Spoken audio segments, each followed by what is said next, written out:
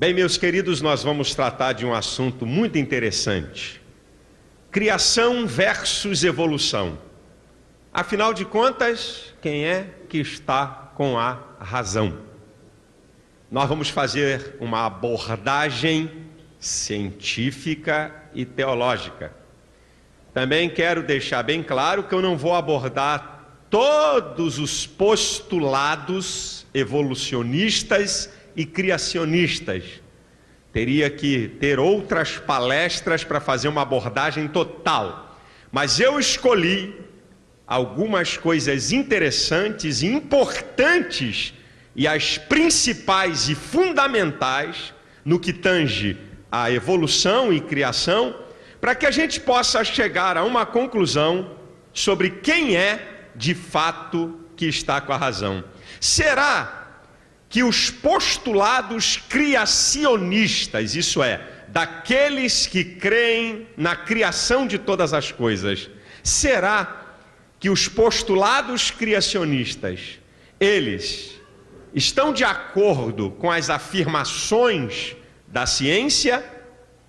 Será que os postulados evolucionistas estão de acordo ou são contrários às evidências e às verdades da ciência? É isso que nós vamos tratar. E para começar, a gente precisa definir o que é ciência e quais os seus métodos, não é? Evidente que não há uma definição única sobre o que é ciência. Até entre os cientistas existem controvérsias. Então, você não tem uma definição única do que é ciência, mas você tem uma definição que é aceita pela maioria, mesmo não sendo totalmente completa, ela abrange, não é? Ela tem uma abrangência de aceitação nos campos científicos. Então, uma das definições que a gente pode dar do que é ciência é a seguinte: ciência é um ramo de estudo ligado a um corpo de verdades apresentadas com fatos classificados sistematicamente, mais ou menos ligados e apresentados sobre leis gerais e que inclui métodos que possibilitem a descobertas de novas verdades dentro do mesmo domínio. Essa é uma definição do que seja ciência. Quais são os métodos que a ciência utiliza? A ciência utiliza a observação, a experimentação, a formulação de hipóteses. A ciência utiliza previsibilidade e controle.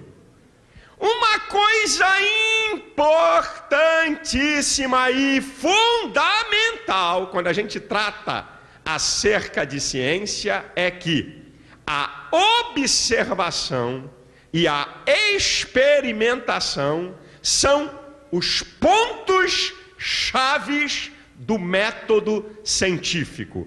É o paradigma da ciência, isto é, o modelo e o padrão da ciência está na observação e na experimentação. Sem observação ou experimentação, não pode haver ciência. Bem, vamos analisar o que diz aqueles que creem na criação, os criacionistas. Que existe um Deus que criou todas as coisas, houve um ato de criação e um tempo de criação. Um agente externo e anterior ao universo criou todas as coisas completas e acabadas. Esse agente externo é Deus. Mas escute, Como é que nós sabemos que todas as coisas foram criadas por Deus? Pela revelação da sua palavra. Mas a revelação não é método científico. Portanto, a criação não pode ser considerada ciência. Vamos para a evolução. O que diz em síntese os evolucionistas?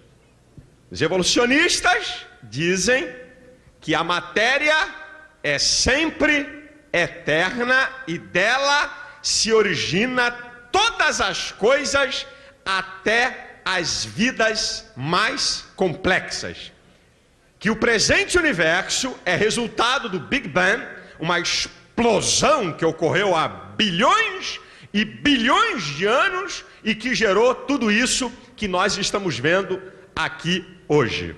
Que o processo da evolução é tão lento que não pode ser observado.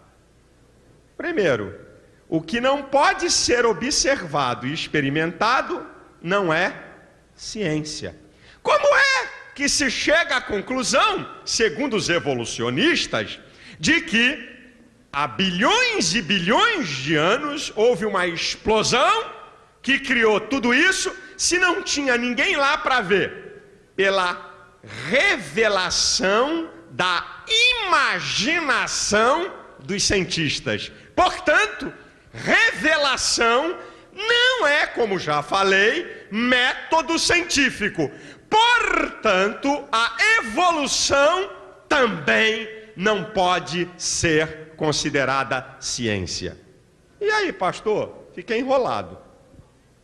A criação, o senhor diz que não pode ser considerado ciência, porque nós só sabemos que Deus fez as coisas pela revelação da palavra. E a revelação não é método científico.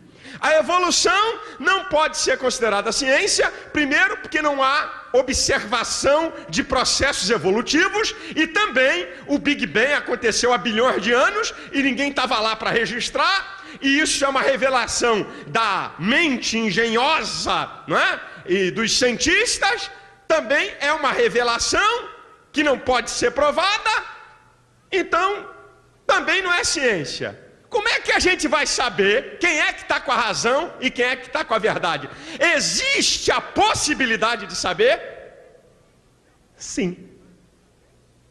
Como é que nós podemos saber se os criacionistas ou os evolucionistas estão com a verdade? Pelas evidências da natureza. As evidências da natureza, que são observadas e experimentadas, podem nos dizer se a criação ou a evolução está com a verdade pelos postulados, pelos modelos que ambas apresentam. Nós vamos submeter postulados evolucionistas e criacionistas a evidências ou às evidências da natureza, e quando submetemos esses postulados às evidências da natureza, nós podemos chegar à conclusão de quem é que está com a razão ou de quem é que tem e detém a verdade. Eu vou escolher as 4 principais e mais bem provadas leis que existem no mundo. São as leis mais verdadeiras e universais da ciência. Elas têm primazia sobre todas as leis científicas. Eu escolhi as 4 principais e mais bem provadas leis científicas. Vou submeter afirmações criacionistas e afirmações evolucionistas a estas 4 leis, para ver quem é que está com a verdade ou quem é que está com a ilusão e com a mentira. A primeira lei que eu quero apresentar é o seguinte: há 300 anos atrás, as pessoas pensavam que pedras em noite de tempestade se transformavam em sapos. Celeiros de milho, também em noite de tempestade, se transformavam em ratos. Carne apodrecida se transformava em vermes. Até que gênios como Pasteur e Head descobriram a lei da biogênese, comprovada como uma das principais leis da ciência. A lei da biogênese diz que vida somente provém de vida e que um organismo vivo provém de outro semelhante.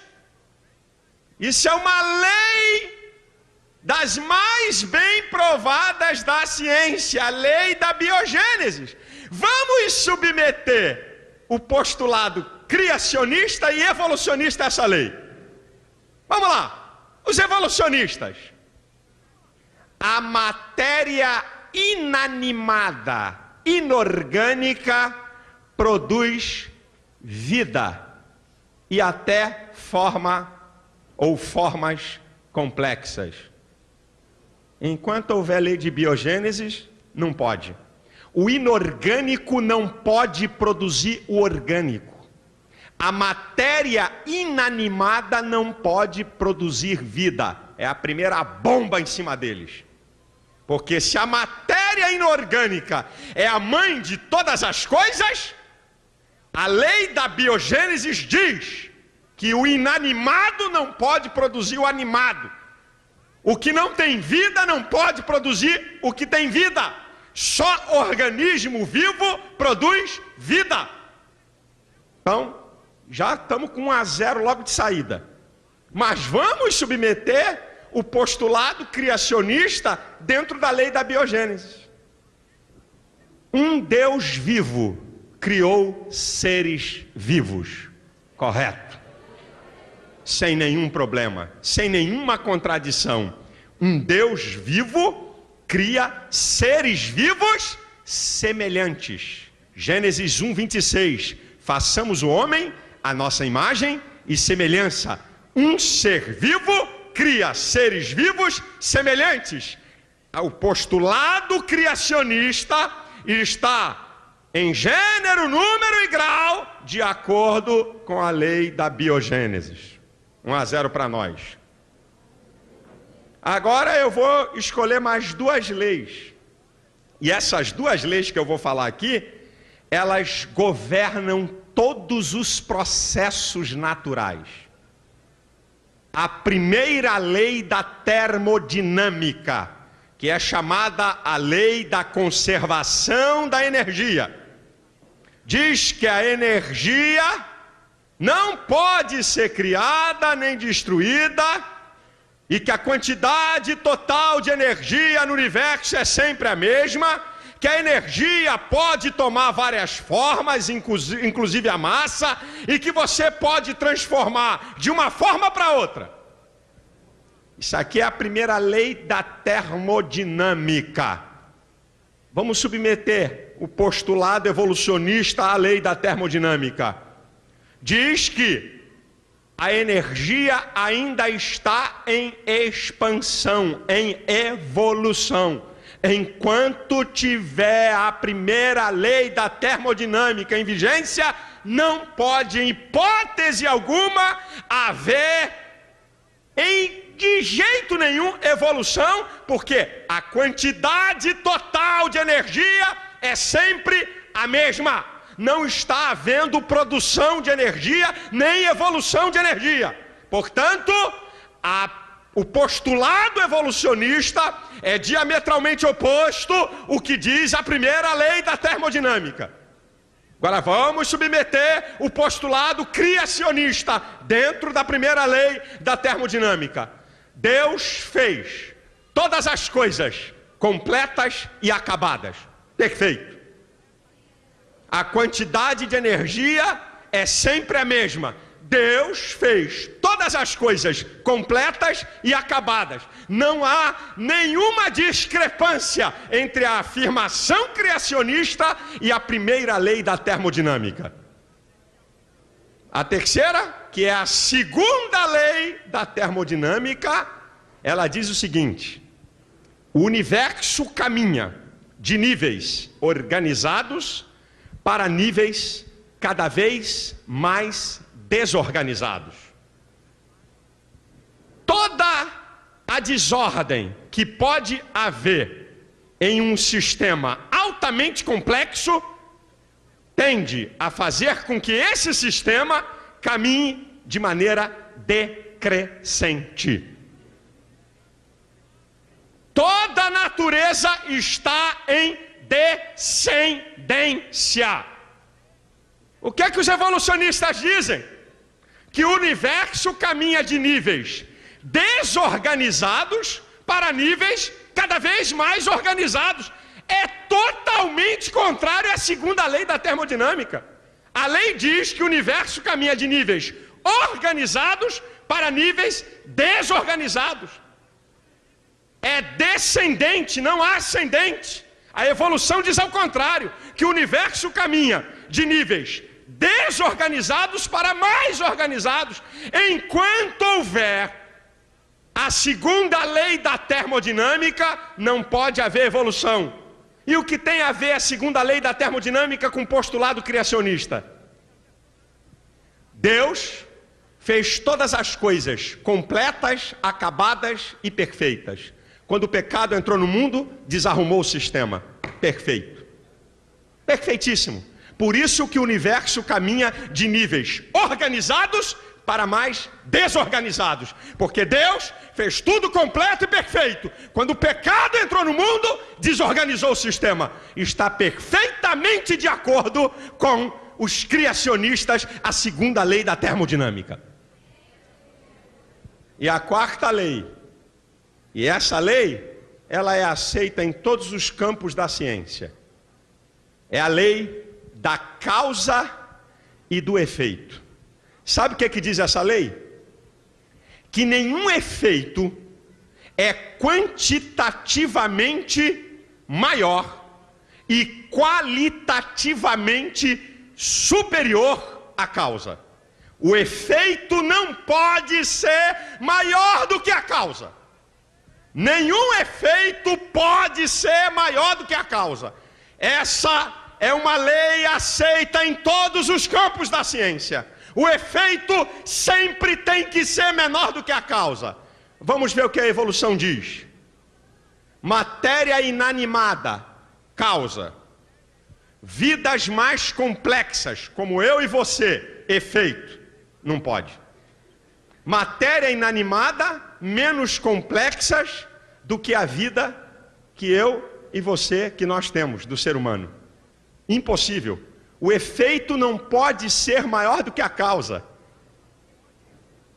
O postulado evolucionista bate de frente com a lei da causa e efeito. O efeito não pode ser melhor e superior à causa. Agora vamos submeter ao postulado criacionista. Deus, grande, tremendo, onipotente, onisciente, eterno, cria o homem, um ser com suas limitações. Deus causa maior do que o homem, efeito. Está perfeito. Está perfeito. Deus a causa maior do que o homem, efeito. O postulado criacionista está de acordo com a quarta lei que eu acabo de dizer, a lei da causa e efeito. É de goleada, meu irmão.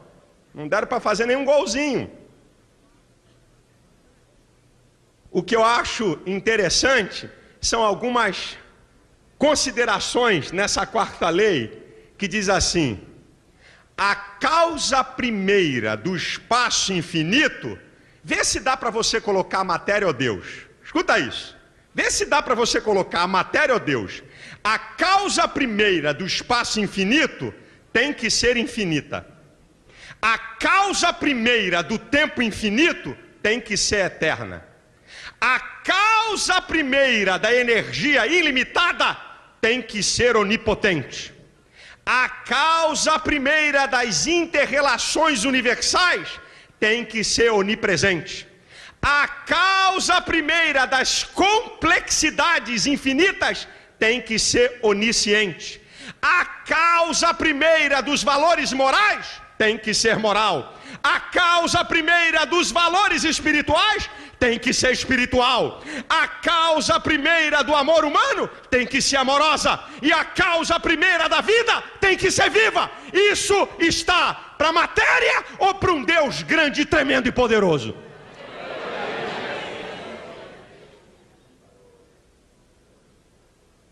Você quer ver outras duas considerações do que dizem os evolucionistas e os criacionistas? Olha o que é que dizem os criacionistas. Cada um segundo a sua espécie. Gato só pode dar gato, cachorro só pode dar cachorro. Se você tentar cruzar espécies diferentes, o ser que nascer, o produto que nascer do cruzamento de espécies diferentes não tem capacidade de autorreprodução. Isso é uma afirmativa científica. Cada um segundo a sua espécie. O que é que dizem os evolucionistas?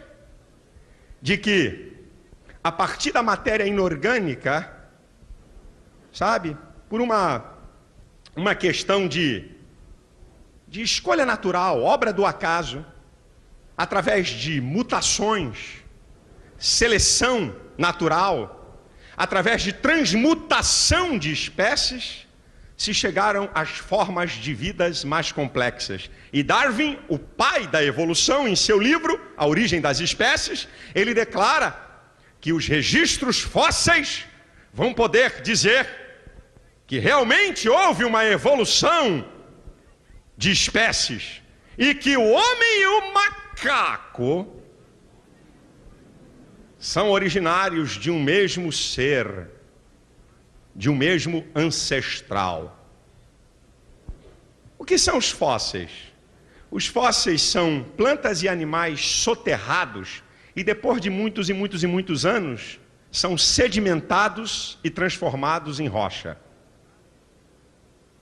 A primeira bomba do registro fóssil na teoria da evolução é a seguinte: se houvesse evolução, escute bem, se houvesse evolução, o registro fóssil teria que ser assim: formas de vidas menos complexas, mais antigas do que formas de vida mais complexas. Você está entendendo? Houve evolução? Evolução fala de crescimento, de desenvolvimento. Significa que o que é menos desenvolvido tem que ser mais antigo do que é mais desenvolvido. Entenderam? Entendeu, irmão? Perfeito? Formas de vida menos complexas têm que ser mais antigas do que forma de vida mais complexa. Só que o registro fóssil mostra formas de vida mais complexas, mais antigas do que formas de vida menos complexas. Está errado. Se houvesse evolução, não podia o registro fóssil apresentar isso. Teria que apresentar numa escala ascendente, do menos complexo para o mais complexo, mas o registro fóssil não apresenta isso não. Apresenta o mais complexo primeiro do que menos complexo. Essa é a primeira fumada em cima deles, a primeira bomba do registro fóssil. Uma outra colocação acerca do registro fóssil é que vidas complexas aparecem de maneira abrupta, total, dentro do registro fóssil. Não podia aparecer. Teria que aparecer alguma coisa menos complexa, perto da complexa, para ela vir depois, mas ela aparece. E outra coisa que é interessante, se há evolução, tem que haver as formas transicionais, isto é, as espécies de transição. Não existe no registro fóssil. Não tem formas de transição entre metazoários, entre protozoários e metazoários invertebrados. Não tem. Não tem formas de transição entre invertebrados e vertebrados. Não tem formas de transição entre peixes e anfíbios, anfíbios e répteis e mamíferos. Não existe espécie em transição entre essas categorias. As mesmas lacunas do registro fóssil são as mesmas lacunas encontradas na vida hoje. Você não tem hoje no mundo uma forma, uma espécie de transição entre peixes e anfíbios, anfíbios e répteis e mamíferos. Não existe.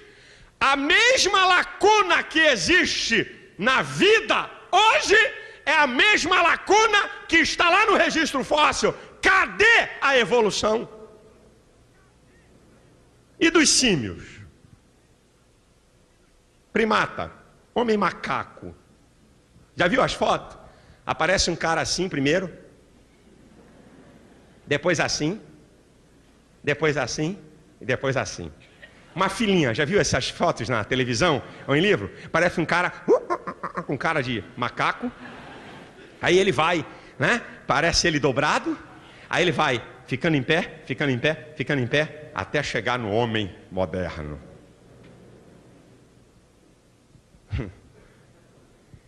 Os dois fósseis mais completos que foram achados, eu vou dizer aqui no português. O nome no português que fica mais fácil, até para mim. Não é nem para você. É chamado do homem de Neandertal. Estou certo, Vicente? Não é isso mesmo? É chamado homem de Neandertal. É o seguinte, foram achados fósseis, são os mais completos. Durante muito tempo se pensava que ele era o primeiro símio, o primeiro primata da escala evolutiva. Mais tarde se descobriu que ele era tão humano como qualquer um de nós, que a única diferença é que ele sofria de raquitismo. Só isso. Depois, ainda teve um detalhe. Mais tarde descobriram esqueleto humano, como eu e você, mais antigo do que esse. Aí acabou de chutar o balde. O outro fóssil encontrado é chamado homem de Cro-Magnon. Mais bem dotado e mais forte do que o homem moderno. Com uma capacidade cerebral maior do que o homem moderno. Cadê a evolução, meu filho? Onde é que ela está? Fósseis lá de trás de homens antigos com uma estrutura e uma estatura mais forte do que o homem de hoje. Como é que pode? O homem de hoje tem que ser mais forte do que o do passado se houvesse evolução. Agora, e não tem nada de símio, não tem nada de primata, não tem nada de homem macaco. Agora, depois disso aí, meu filho, os fragmentos encontrados deram lugar à fraude, armação e invenção. Aí, o primeiro deles, que eles dizem que é o primeiro da família dos humanos, é chamado de Ramapithecus, o nome do cabra. Esse é o primeiro da família humana. Esse ainda está assim, ó, lá na foto. O tal do Ramapithecus, certo? Como é que eles chegaram a essa conclusão? Foram achados fragmentos da mandíbula inferior e alguns dentes. Como é que com apenas fragmentos de mandíbula e alguns dentes pode-se desenhar um cabra todo daquele? Depois teve um outro achado arqueológico, de um outro fóssil, que é chamado homem de Pitdown. Esse cabra, durante mais de 2 gerações, foi considerado uma das 3 mais importantes provas da evolução. Durante mais de 40 anos, em livros científicos, aceito pela comunidade científica internacional, de que esse era uma das 3 importantes provas da evolução. Até que, em 1953, com técnicas mais avançadas, se descobriu que o tal do senhor homem de Pitdown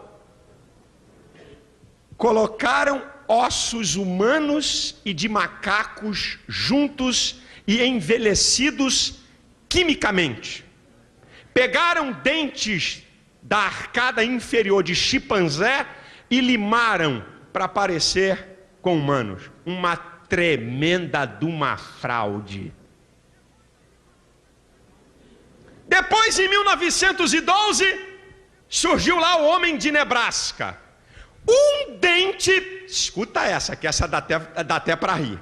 Um dente, o diretor do Instituto de História Natural dos Estados Unidos, lá o cientista Osborne, ele chegou à conclusão: aqui está, de fato, a ligação do homem com os macacos. Aqui está a prova de que nós somos descendentes de um mesmo ancestral. Nessa época, em Nebraska, nos Estados Unidos, havia um político chamado Bryan, que tinha interesse em colocar o ensino evolucionista na escola e deu amplo destaque na mídia e em revista. E teve uma revista científica que, a partir de um dente, conseguiu desenhar o pai, a mãe e os filhos. Nem Spielberg, nem esse cara tinha tanta imaginação como esses camaradas. Mais tarde, se descobriu que aquele dentezinho era de uma raça de porco extinta. Até hoje, ninguém desmentiu pelas revistas científicas e por toda a publicidade da época que isso era farsa e mentira. Quer ver outro? Homem de Pequim, visto por alguns, e só por alguns, porque nunca mais ninguém viu. Homem de Java, também dessas famílias de ancestrais, mas esse, antes que caísse na desgraça, o seu descobridor, que era um francês, tal de Dubois, um cientista, rapidinho entrou em cena e desmentiu, dizendo que aqui não era ancestral nenhum do homem. Esse ano a televisão mostrou a maior autoridade arqueológica e paleontológica do Japão. A maior autoridade foi pega enterrando peças em um terreno para dizer que tinha feito uma descoberta científica arqueológica. Isso saiu esse ano. Quem viu o jornal O Globo, quem viu o Jornal Nacional, a maior autoridade japonesa. Esses achados de fragmentos de fósseis têm dado margem à mentira, a engano, tem dado margem à imaginação e à ilusão, e de verdade não tem nada. Mas, pastor, e as mutações? O senhor falou dos fósseis, que é uma bomba contra a evolução, e que não contradiz a criação, porque Deus fez cada um segundo a sua espécie. E as mutações não podem produzir evolução? Querido, a mutação causa desordem, não ordem. A mutação diminui a complexidade dos organismos. A mutação involui, não evolui.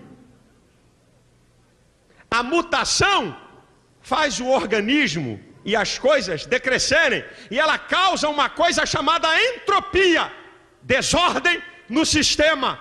Mutação, em hipótese alguma, produz evolução. Ao contrário, produz involução. E o código genético? Outra bomba em cima da evolução. Em 1856, Mendel descobre o código genético. O que é o código genético? Características de uma espécie são transferidas para gerações futuras da mesma espécie. Características de uma espécie são transferidas para gerações futuras da mesma espécie. Cada espécie foi programada de maneira peculiar para produzir a própria espécie, e não de maneira acidental produzir uma outra espécie. É cada um segundo a sua espécie. O que está na Bíblia há mais de 4.000 anos, Mendel comprovou em 1856. Não dá para ter evolução, porque cada espécie só produz a sua espécie. E agora, com o projeto Genoma Humano? Um projeto que foi feito para durar 15 anos, que começou em 1990, com base em 18 países, inclusive o Brasil. O genoma humano, ele está mapeando os genes e os bilhões de bases químicas do DNA. Sabe qual foi? Há uma conclusão que o genoma, o estudo, isso é coisa atual, meu irmão. Isso é coisa de agora. Sabe o que o genoma humano chegou à conclusão? Antes desse estudo do genoma, já com a genética, com a descoberta do código genético, já era uma bomba. Mas agora, com o estudo do genoma, até então muitos cientistas pensavam que o homem da Ásia era originário de um lugar. O homem da África o homem da Ásia era originário de um primata.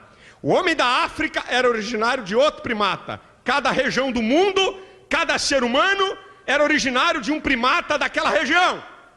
O genoma humano já chegou à conclusão, e veja como é que o diabo joga pesado em cima disso, que a informação não tem amplitude. Quando um camarada acha um pedacinho de osso e diz que aquilo é de um ancestral, aparece no Fantástico, aparece na primeira página dos jornais, aparece na Veja, na Isto É, sei lá em quê. Mas uma verdade comprovada, que vai contra a evolução e a favor da criação, é escondida. O genoma humano chega à conclusão que todos os homens descendem de um só, e que foi lá na África Oriental.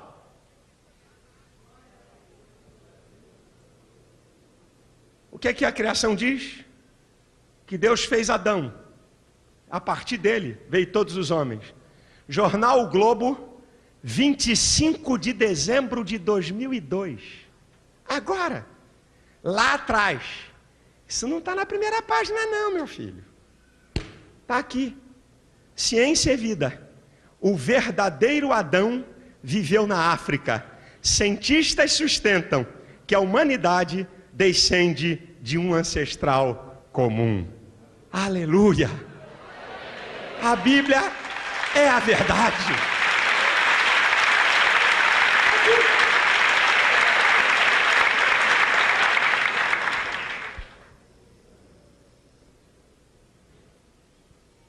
A palavra de Deus é a verdade, irmão.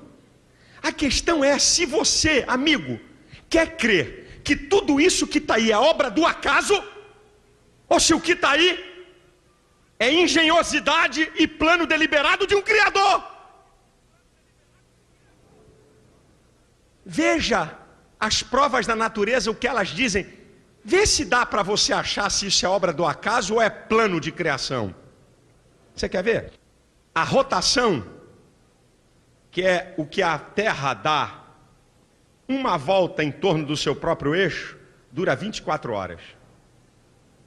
Se o tempo de rotação fosse diminuído em 1/10, os dias seriam 10 vezes mais longos e a noite 10 vezes mais longa. Se a rotação fosse diminuída em 1/10, com isso, durante o dia, o sol queimaria toda a vegetação e o que sobrou seria morto pela noite, pelo gelo da noite. É obra do acaso a rotação ter 24 horas? O planeta Terra está a uma distância, adequada do Sol para a vida animal e vegetal. Se o planeta Terra tivesse a distância de Vênus e Mercúrio, toda a vida seria torrada. E se o planeta Terra tivesse na distância de Marte e Plutão, que é para o Sol, seria tão congelada que não poderia ter vida. É obra do acaso a distância da Terra para o Sol?